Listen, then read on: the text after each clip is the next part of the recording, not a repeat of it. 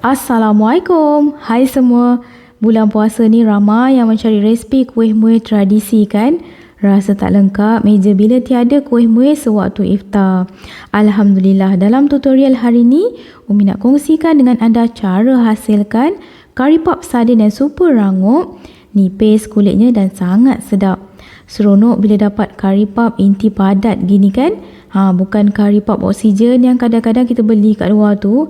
Hampa tau bila tengok dalam kosong je, intinya sikit lahai. Dan yang bestnya bila digoreng, klim bahagian tepi kari pop tu tak terbuka dan bocor keluar intinya. Yang paling menarik sekali ialah bila mana digoreng dapat tekstur kulit kari pop yang berjerawat batu macam Umi buat ni. Siapa yang macam Umi ni suka kari pop berjerawat gini? Ada teknik dan tips penting yang anda harus lakukan untuk dapatkan macam tu ya. Jadi dalam tutorial ni Umi akan sharekan juga resipi inti sardin yang padu rasanya. Okey, jom kita mulakan buat inti sardinnya dahulu. Di sini Umi ada 4 ulas bawang putih, hiris halus memanjang gitu. 2 inci halia, hiris besar-besar je sebab nanti nak keluarkan semula lepas siap masak. 1 keping asam keping, 2 biji bawang besar yang bersaiz kecil, hiris halus-halus gitu. 4 batang cili padi merah. Cili padi merah ni boleh juga gantikan dengan cili hijau ya. Kurang sikit kepedasannya. Hiris halus. Setengah sudu kecil serbuk kunyit. 1 sudu kecil rempah kari ikan. 1 sudu kecil serbuk cili.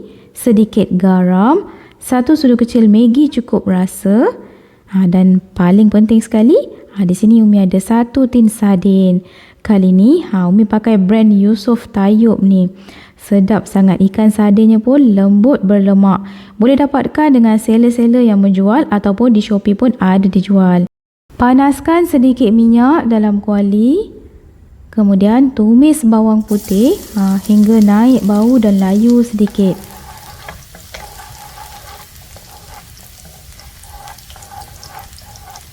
Kemudian masukkan hirisan halia,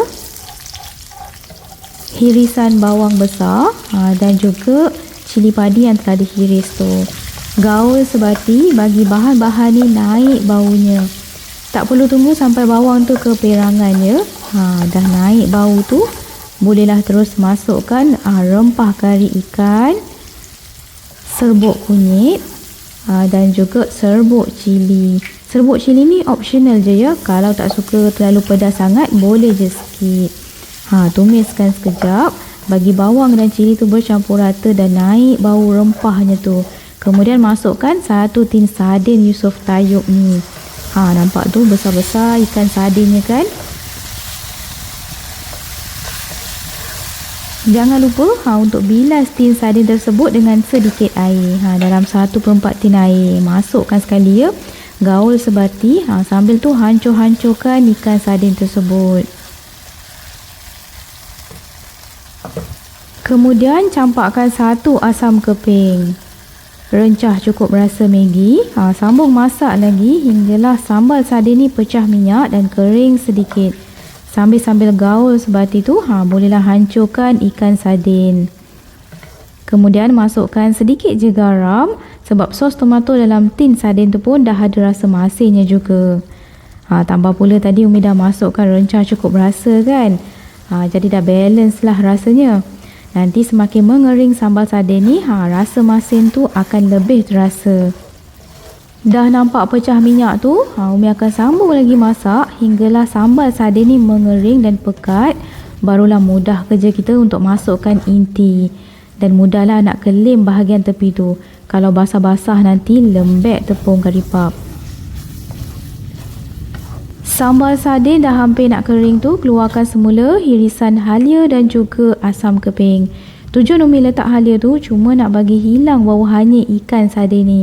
Ikan yang satu ni berbau hanyir agak kuat kan.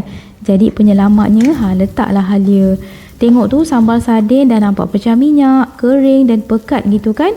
Terus tutupkan api, kemudian teruslah ditapis macam Umi buat tu.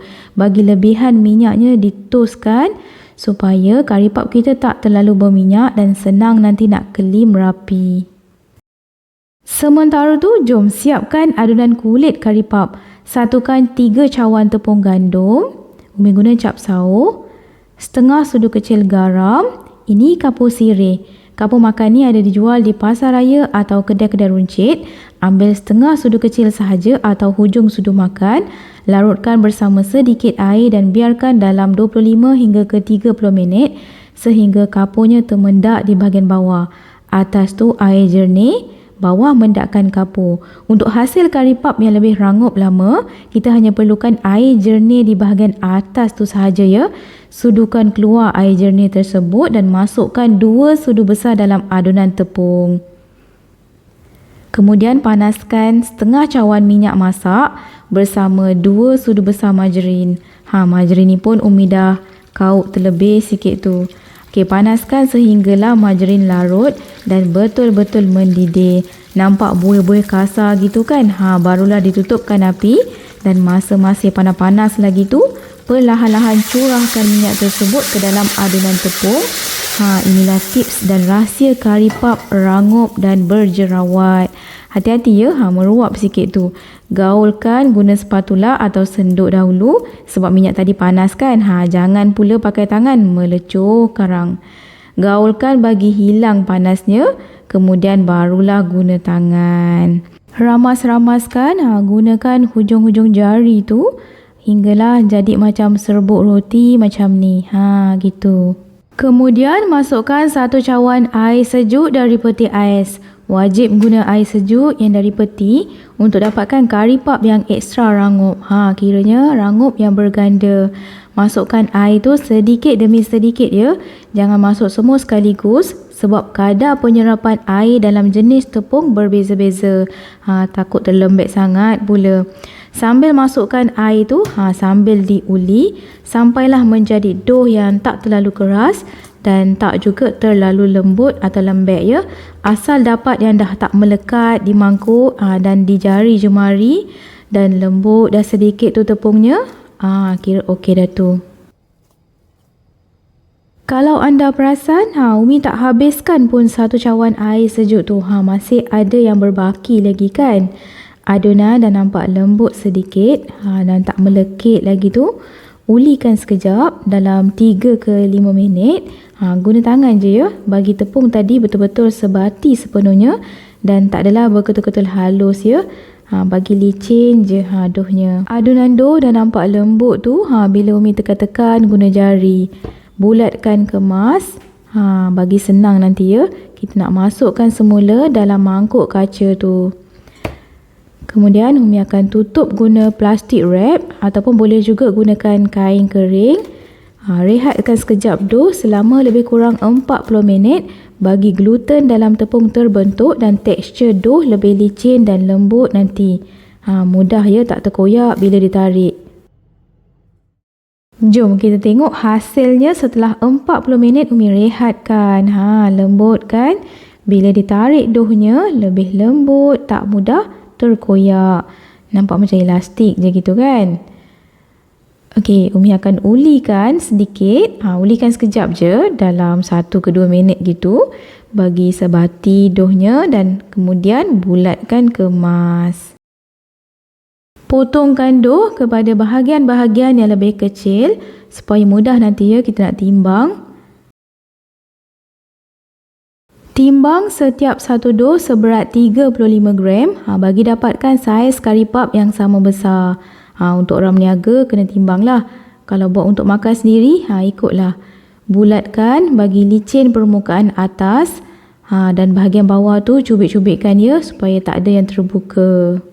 Dah siap tu, susun dough, kemas di tepi mat dan tutupkan dengan plastik gitu ya.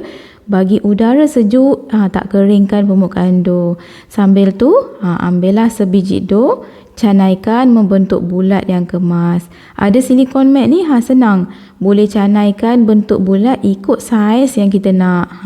Nampak lebih kemas bulatannya kan? Canaikan jangan terlalu tebal, nanti kari pap keras. Biar nipis sedikit macam tu. Kemudian letakkan inti ya, inti sardin di atas acuan kari pap. Kemudian tutup rapat. Buang lebihan tepi-tepi tepung dough tu. Dan Umi akan clean semula guna tangan ya. Bagi bahagian tepi tu tak terbuka bila digoreng. Kadang bila guna acuan ni, tepi tu mudah terbuka masa menggoreng kan. Sebenarnya ada tips nak bagi ia bercantum rapat dan tak bocor. Boleh sapukan sekeliling tepi-tepi acuan tu dengan sedikit air, barulah ditutup rapat. InsyaAllah katanya tak terbuka bila digoreng nanti. Tapi Umi belum pernah cuba. Anda bolehlah cuba nanti ya. Umi tak berapa mahir sangat bab nak mengelim kari pap ni. Jadi ikut style dan kreativiti sendiri lah ya. Bagi yang dah pro tu, tak perlu pun acuan.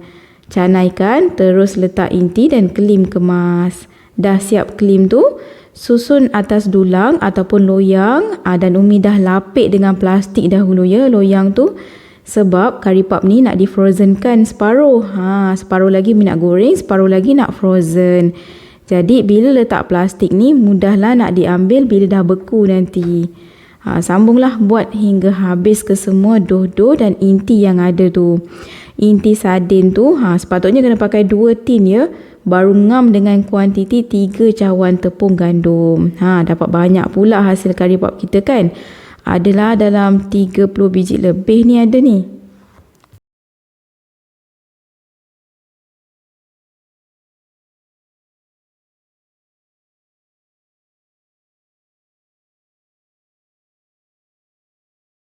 Dah penuh satu loyang, Umi akan masukkan dahulu dalam peti sejuk beku bahagian atas. Bagi ia betul-betul frozen. Dah siap frozen kan, bagi betul-betul keras, barulah dimasukkan dalam tupperware yang bertutup begini. Susunlah bagi kemas ya. Bila dah beku ni, boleh ditindan-tindan kari papnya. Jangan risau, ia tak akan melekat pun sebab Umi dah frozen kan dulu. Yang berbaki akhir nanti tu kita buat, Umi nak gorengkan untuk berbuka nanti. Sebelum nak menggoreng kari pap ni, pastikan minyak dah betul-betul panas. Tapi jangan buka api besar ya. Panaskan 10 minit awal dengan gunakan api perlahan je. Bila dah betul-betul panas, boleh test guna lidi tu. Nampak berbuih tu tanda minyak dah cukup kepanasannya. Barulah dimasukkan kari pap tu. Bila minyak ni cukup kepanasannya, barulah kita akan nampak timbul jelas jerawat-jerawat batu di kulit kari pap kita. Boleh nampak tu kan. Sesekali balik-balikkan biar kari papnya masak sekata dan cantik keperangan. Api biarkan perlahan je ya, dah memadai. Bila api kuat ni, kulit kari pap kita akan mudah jadi hangus. Tak cantiklah kejadiannya kan.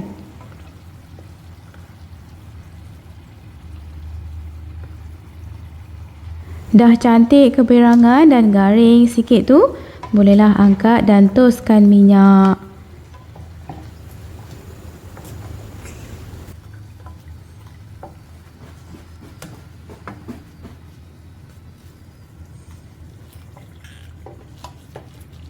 Okey, siap dah kari pap sardin jerawat batu by Umi.